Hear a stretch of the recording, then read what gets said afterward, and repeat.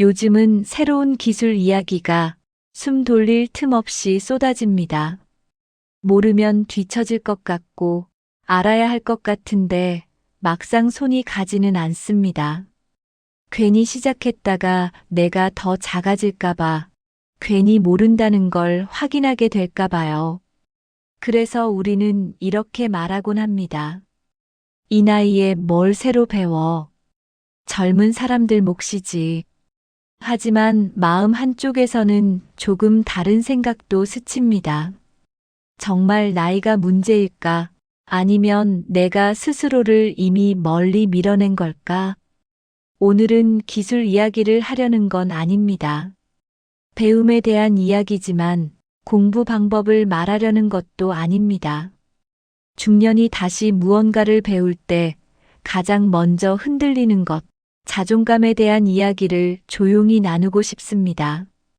이 이야기가 지금 마음에 닿는다면 구독으로 함께 해주세요. 서두르지 않고 천천히 이어가겠습니다. 사실 우리는 배우는 걸 싫어했던 적은 없습니다. 아이 키우면서도 배웠고, 일하면서도 배웠고, 살아내느라 계속 배워왔습니다. 그런데 어느 순간부터 배움이 부담이 되기 시작합니다. 이해가 느려질까봐, 질문이 많아질까봐, 다시 초보가 되는 게 괜히 부끄러워서요. 그래서 배움을 멈춘 게 아니라 자존감이 상할 상황을 피하고 있었는지도 모릅니다. 나이가 들수록 사람은 잘하는 자리에 머물고 싶어집니다. 이미 알고 있는 것, 이미 익숙한 것, 이미 인정받았던 방식 안에서 조용히 버티고 싶어집니다. 그러다 보니 새로운 기술이나 낯선 도구 앞에서는 능력의 문제가 아니라 마음이 먼저 움츠러듭니다. 이런 생각을 하게 된 건 공부하는 늙은이 이윤기의 한 문장을 읽고 나서였습니다. 나이가 들수록 공부는 성취가 아니라 태도에 가까워진다는 말이었습니다. 그 문장은 공부를 잘하라는 말이 아니었습니다. 뒤처지지 말라는 경고도 아니었고요. 오히려 이렇게 들렸습니다. 배우는 과정에서 스스로를 무시하지 않는 것, 그게 더 중요하다는 말처럼요. 우리는 배움을 포기한 게 아니라 스스로를 작게 만드는 상황을 피해왔을 뿐일지도 모릅니다. 그래서 새로운 기술 앞에서 두려운 건 자연스러운 일입니다. 그 두려움은 무능의 증거가 아니라 지금까지 잘 살아왔다는 흔적에 가깝습니다. 문제는 그 두려움 때문에 나 자신을 아예 배움의 자리에서 빼버릴 때입니다. 요즘 우리는 기술이 어렵다고 말하지만 사실은 기술 자체보다 그 앞에 서 있는 나의 모습이 낯설어서 멈추는 경우가 더 많습니다. 모른다는 사실보다 모른다는 걸 드러내야 하는 상황이 더 부담스러운 거죠. 중년이 된다는 건 세상이 갑자기 빨라지는 일이 아니라 내가 익숙했던 속도가 더 이상 기준이 되지 않는다는 걸 자주 확인하는 일이기도 합니다. 그래서 새로운 기술 앞에서는 능력보다 자존감이 먼저 흔들립니다. 이걸 잘 못하면 내가 쌓아온 시간까지 무너지는 것 같아서요. 심리학에서는 사람이 새로운 것을 배울 때 가장 큰 저항으로 인지적 불안을 말합니다.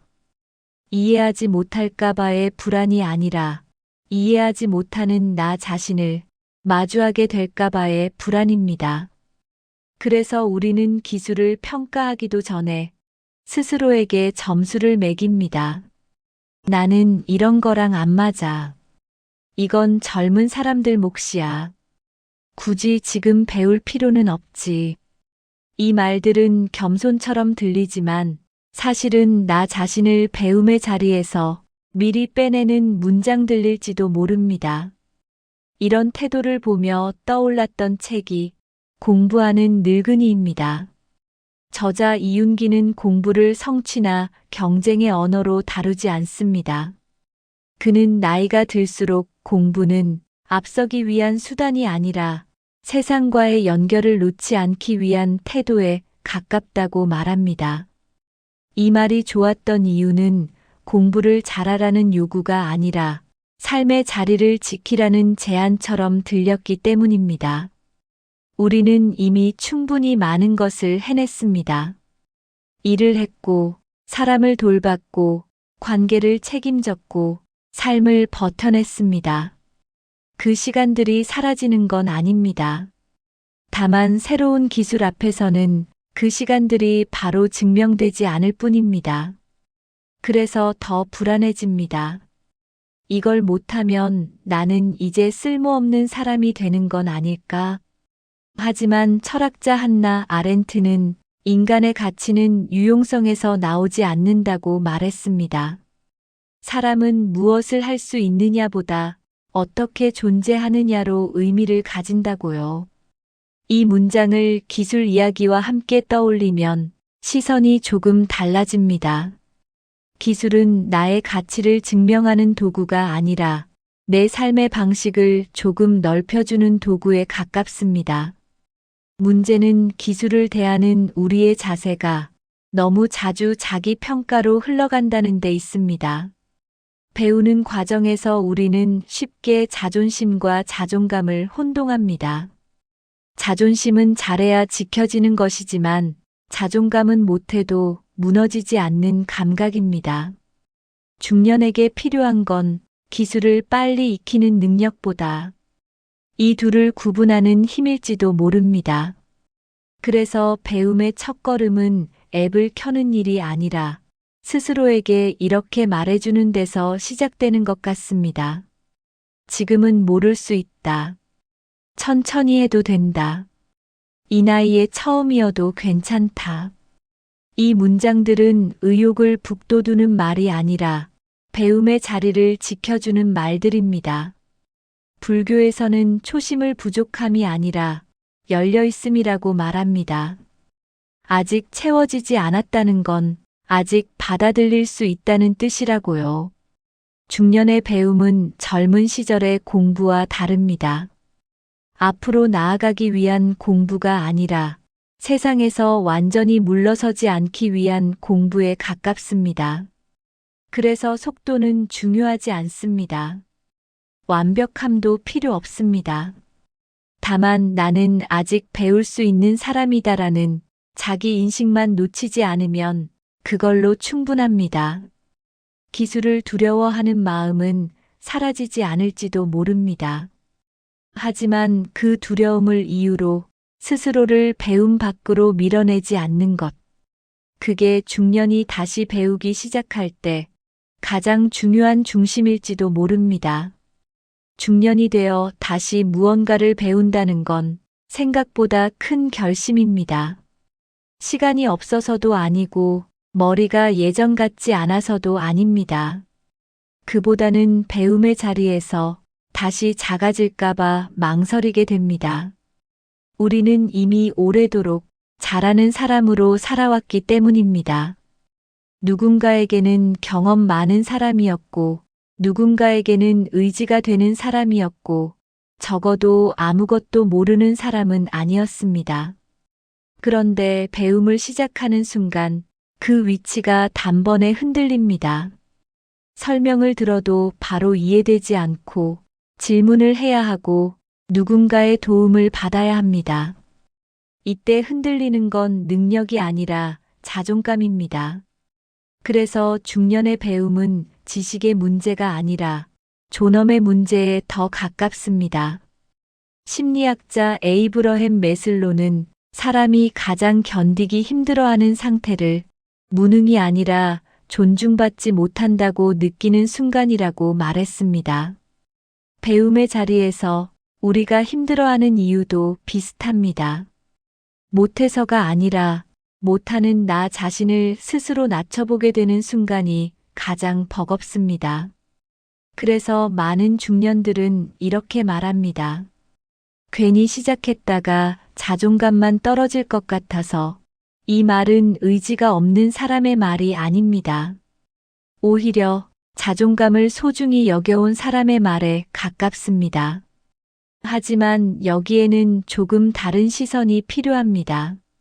자존감은 잘할 때만 지켜지는 감각이 아니라 잘하지 못해도 스스로를 버리지 않는 힘입니다. 배움의 과정에서 실수를 줄이려는 태도보다 실수하는 나를 무시하지 않는 태도가 훨씬 중요해지는 이유입니다. 이 지점에서 공부하는 늙은이의 문장이 다시 떠오릅니다. 이윤기는 배움을 통해 젊어지려는 욕망을 경계합니다. 대신 늙어가면서도 생각을 멈추지 않는 태도를 이야기합니다. 이 말이 특별한 이유는 배움을 경쟁이나 생존의 도구로 끌어오지 않기 때문입니다. 배운다는 건 세상 한복판에서 자리를 지키는 방식이라는 말처럼 들립니다. 철학자 소크라테스는 자신을 현명하게 만든 건 아는 것이 아니라 모른다는 사실을 외면하지 않았던 태도라고 말했습니다. 이 문장을 중년의 배움에 대입해보면 이렇게 바뀝니다. 배움은 다 아는 사람이 되기 위한 과정이 아니라 모르는 상태에서도 스스로를 존중하는 연습에 가깝습니다. 그래서 중년에게 배움은 성취가 아니라 균형에 더 가깝습니다. 배우지 않으면 세상에서 밀려날 것 같고 너무 잘하려 들면 자기 자신을 혹사하게 됩니다. 그 사이에서 가장 중요한 건 속도가 아니라 중심입니다. 지금의 나는 얼마나 빨리 익히는 사람인가가 아니라 얼마나 나를 함부로 대하지 않는 사람인가. 그 기준이 서지 않으면 아무리 많은 기술을 배워도 마음은 계속 흔들립니다. 그래서 배움의 진짜 기준은 이렇게 바뀌어야 합니다. 이걸 배우면 내가 더 나은 사람이 될까가 아니라 이 과정을 거치면서도 나는 나를 존중할 수 있을까? 이 질문에 고개를 끄덕일 수 있다면 그 배움은 이미 충분히 의미가 있습니다. 중년의 배움은 미래를 증명하기 위한 도전이 아니라 지금의 나를 축소시키지 않기 위한 선택입니다. 그리고 그 선택은 기술을 잘 다루는 사람을 만들기보다 흔들리지 않는 사람을 만들어줍니다. 어느 순간부터 배움을 대하는 기준도 조금 달라졌습니다. 예전에는 배우는 이유가 분명해야 했습니다. 도움이 되느냐, 쓸모가 있느냐, 결과가 나오느냐. 하지만 지금은 그 질문들이 조금 피곤하게 느껴집니다. 대신 이런 기준이 더 중요해졌습니다. 이걸 배우는 동안 내가 나를 함부로 대하지는 않는지, 조급해하지는 않는지, 괜히 스스로를 낮춰보지는 않는지.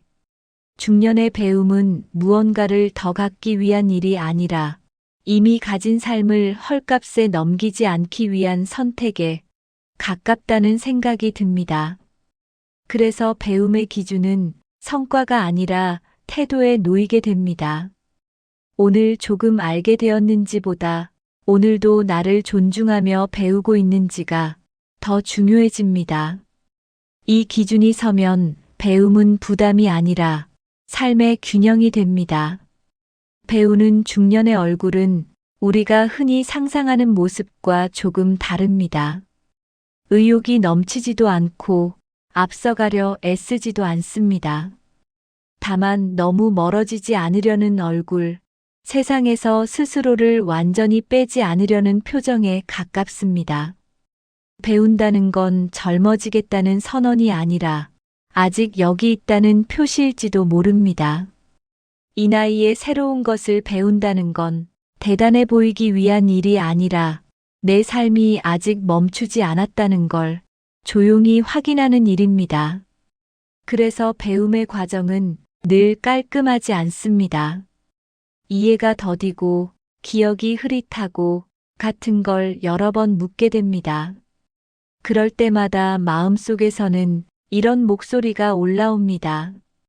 역시 나는 안 되는 건가? 괜히 시작했나? 하지만 그 순간을 어떻게 지나느냐가 배움의 성패를 가릅니다.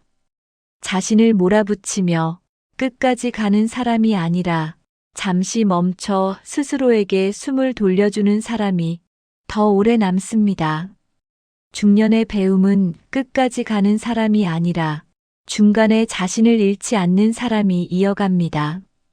그래서 배우는 중년의 얼굴에는 긴장보다 조심스러움이 먼저 있습니다. 조심스럽게 묻고, 조심스럽게 따라가고, 조심스럽게 자신을 지킵니다. 그 조심스러움은 두려움이 아니라 존중에서 나옵니다. 나를 무시하지 않겠다는 약속, 나를 속이지 않겠다는 태도, 그 태도가 있는 사람은 기술이 빨리 늘지 않아도 쉽게 무너지지 않습니다. 그리고 어느 날 문득 깨닫게 됩니다.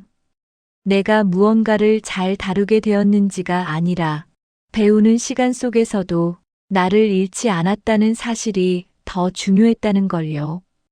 그때의 배움은 기억으로 남기보다 태도로 남습니다. 앞으로 무엇을 배우든 얼마나 빠르게 변하든 그 태도 하나는 삶의 중심으로 남습니다. 혹시 요즘 배워야 할 것들 앞에서 마음이 먼저 작아지고 있지는 않으신가요? 그렇다면 조금만 다르게 생각해 보셔도 좋겠습니다.